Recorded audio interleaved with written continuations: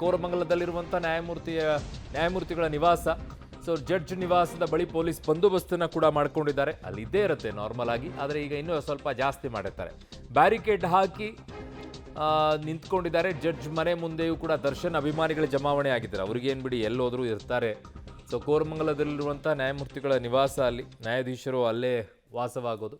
So ಅಲ್ಲೀಗ ಹೆಚ್ಚಿನ ರೀತಿಯಾದಂಥ ಭದ್ರತೆಯನ್ನು ನೀಡಲಾಗಿದೆ. ಬ್ಯಾರಿಕೇಡ್ಗಳನ್ನು ಹಾಕ್ಕೊಂಡಿದ್ದಾರೆ. ಅಲ್ಲೂ ಕೂಡ ಅಭಿಮಾನಿಗಳಿಗೆ ಏನು ಕೊರತೆ ಇಲ್ಲ. ಸೊ ಇನ್ನು ಕೆಲವೇ ಕ್ಷಣಗಳಲ್ಲಿ ಹೋಗಿ ತಲುಪ್ತಾರೆ, ನ್ಯಾಯಾಧೀಶರ ಮುಂದೆ ಹಾಜರುಪಡಿಸ್ತಾರೆ ಈ ಆರೋಪಿಗಳನ್ನು. ತದನಂತರ ನ್ಯಾಯಾಧೀಶರು ಏನು ಹೇಳ್ತಾರೆ ಅನ್ನುವಂಥದ್ದು ಈಗ ಕುತೂಹಲವಾಗಿ ಕಾಡ್ತಾ ಇದೆ. ಯಾಕೆ ಅಂತಂದರೆ, ಬಳ್ಳಾರಿ ಜೈಲಿದ್ದಂಥ ದರ್ಶನ್ ಬಳ್ಳಾರಿಗೇ ಕಳಿಸ್ತಾರಾ ಏನು ಅಂಥೇಳಿ, ಇನ್ನು ಉಳಿದಂಥವ್ರು ಬೆಳಗಾವಿ ಜೈಲು, ಕಲಬುರಗಿ ಜೈಲೆಲ್ಲ ಇದ್ದರು, ಅಲ್ಲಿ ಕಳಿಸ್ತಾರಾ ಏನು ಅಂತ ನೋಡಬೇಕು. ನನ್ನ ಸಹೋದ್ಯೋಗಿ ಈಗ ಸುಖೇಶ್ ನನ್ನ ಸಂಪರ್ಕದಲ್ಲಿದ್ದರೆ. ಸುಖೇಶ್, ಸಾಮಾನ್ಯವಾಗಿ ಪೊಲಿಟಿಕಲ್ ವಿಚಾರದಲ್ಲಿದ್ದಾಗ ಅವ್ರನ್ನ ಲೈವ್ಗೆ ತೊಗೊಂಡು ಮಾತಾಡಿಸ್ತೀವಿ. ಇವತ್ತು ಕ್ರೈಮ್ ವಿಚಾರದಲ್ಲೂ ಕೂಡ ಮಾತಾಡಿಸೋಣ.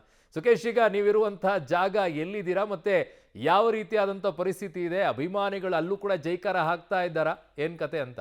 ಅರುಣ್, ನನಗೆ ಕೋರಮಂಗಲದಲ್ಲಿರುವಂತಹ ನ್ಯಾಯಮೂರ್ತಿಗಳ ನಿವಾಸದ ಬಳಿಯಲ್ಲಿದ್ದೀನಿ. ಇಲ್ಲಿ ಅಂದರೆ ಮೊದಲು ಆರಂಭದಲ್ಲಿ ಸಾಕಷ್ಟು ಸಂಖ್ಯೆಯಲ್ಲಿ ಬಂದಿರೋ ನಾವೀಗ ನೋಡ್ತಾ ಇರ್ಬೋದು. ಅಂದರೆ ಆ ಭಾಗ ಏನಿದೆ, ಒಂದು ಸಮುಚ್ಚಯಗಳಿದೆ, ಪೊಲೀಸರು ಕೂಡ ಅಲ್ಲಿ ನಿಂತಿರುವಂಥದ್ದು ಕಾಣಿಸ್ತಾ ಇದೆ.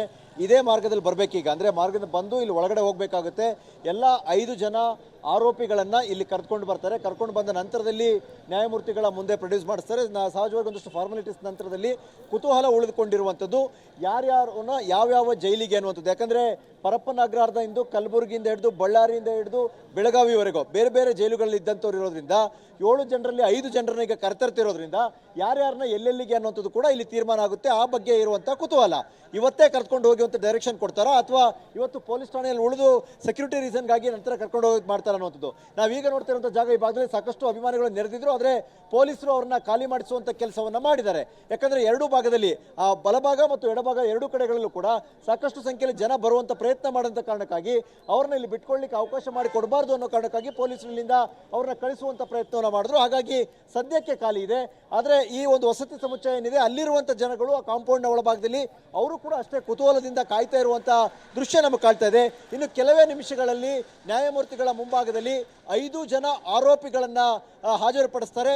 ಆನಂತರ ಇರುವಂಥ ಕುತೂಹಲ ನಮಗೆ ಯಾರ್ಯಾರು ಎಲ್ಲೆಲ್ಲಿಗೆ ಶಿಫ್ಟ್ ಆಗುವಂಥದ್ದು, ಎಲ್ಲರೂ ಹಳೆ ಹಿಂದೆ ಅಂದರೆ ಅವರು ಬೇಲ್ ಪಡೆದು ಬರುವ ಮುಂಚಿತವಾಗಿ ಯಾವ್ಯಾವ ಜೈಲಿನಲ್ಲಿದ್ರೋ ಅಲ್ಲಿಗೆ ಕಳಿಸ್ತಾರಾ ಅಥವಾ ಈ ಬಾರಿ ಬದಲಾಗುತ್ತಾ? ಯಾಕಂದರೆ ಆತಿಥ್ಯದ ವಿಚಾರದಲ್ಲೂ ಕೂಡ ಸಾಕಷ್ಟು ವಿವಾದಗಳಿದ್ದಿದ್ದರಿಂದ ಅಲ್ಲಿ ರಾಜಾತಿಥ್ಯ ಸಿಗ್ತಾ ಇದೆ ಅನ್ನುವಂಥ ಆರೋಪಗಳು ಕೇಳಿ ಬಂದಿದ್ದರಿಂದ ಸಹಜವಾದ ಕುತೂಹಲ, ಅವ್ರನ್ನ ಬೇರೆ ಬೇರೆ ಕಡೆಗೆ ಬದಲಾಯಿಸ್ತಾರಾ ಅಥವಾ ಒಂದೇ ಕಡೆಗೆ ಬರೀ ಅವಕಾಶ ಸಿಗುತ್ತಾ ಅನ್ನುವಂಥ ಕುತೂಹಲ ಕೂಡ ಇದೆ. ಅರುಣ್, ಏನಾಗ್ತಾ ಇದೆ ಬೆಳವಣಿಗೆ ಅನ್ನುವಂಥದ್ದನ್ನು, ಈಗ ಎಲ್ಲಿದ್ದಾರೆ ಈ ಆರೋಪಿಗಳು ಅನ್ನುವಂಥದ್ದು.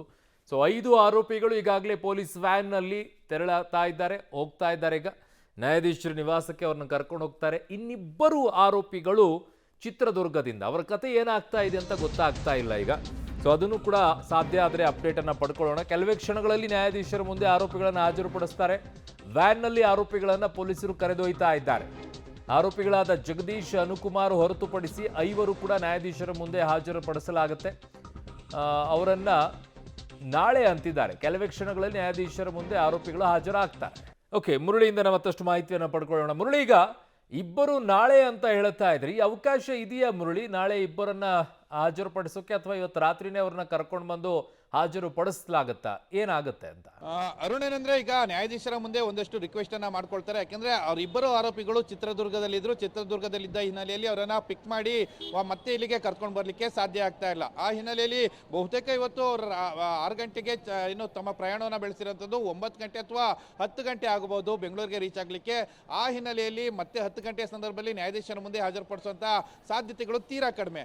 ಆ ಹಿನ್ನೆಲೆಯಲ್ಲಿ ನಾಳೆ ಬೆಳಗ್ಗೆ 11 ಗಂಟೆ ಒಳಗಾಗಿ ಅವರನ್ನ ಹಾಜರುಪಡಿಸಲಿಕ್ಕೆ ಎಲ್ಲ ರೀತಿಯ ಅವಕಾಶಗಳು ಕೂಡ ಇದಾವೆ. ಯಾಕಂದ್ರೆ ಒಬ್ಬ ಆರೋಪಿನ ತಮ್ಮ ವಶಕ್ಕೆ ಪಡ್ಕೊಂಡ್ರೆ 24 ಗಂಟೆಗಳ ಕಾಲ ತಮ್ಮ ವಶದಲ್ಲಿ ಇಟ್ಕೊಳ್ಬಹುದು. ಜೊತೆಗೆ ಅದಕ್ಕೆ ಸೂಕ್ತ ಕಾರಣಗಳನ್ನ ನ್ಯಾಯಾಧೀಶರ ಮುಂದೆ ನೀಡಬೇಕಿರುವಂಥದ್ದು. ಇವತ್ತೇ ಏನೋ 5 ಜನ ಆರೋಪಿಗಳನ್ನ ಹಾಜರುಪಡಿಸುವಂತ ಸಂದರ್ಭದಲ್ಲಿ ಈ ಇಬ್ಬರು ಆರೋಪಿಗಳ ವಿಚಾರವನ್ನ ನ್ಯಾಯಾಧೀಶರ ಮುಂದೆ ಇಡ್ತಾರೆ. ಜೊತೆಗೆ ನಾಳೆಗೆ ಎಷ್ಟು ಗಂಟೆಗೆ ಹಾಜರುಪಡಿಸಬೇಕು ಅಂತ ಹೇಳಿ ಕಾಲಾವಕಾಶವನ್ನು ಪಡ್ಕೊಂಡು ನಾಳೆ ಬೆಳಗ್ಗೆ ಅವರನ್ನ ಹಾಜರು ಮಾಡುವಂತ ಪ್ರಕ್ರಿಯೆಯನ್ನ ಮಾಡುವಂಥದ್ದು. ಅರುಣ್, ಓಕೆ, ಮುರಳೀಧರ್ ಹಾಗೂ ಸುಖೇಶ್ ಇಬ್ಬರಿಗೂ ಕೂಡ ಧನ್ಯವಾದಗಳು.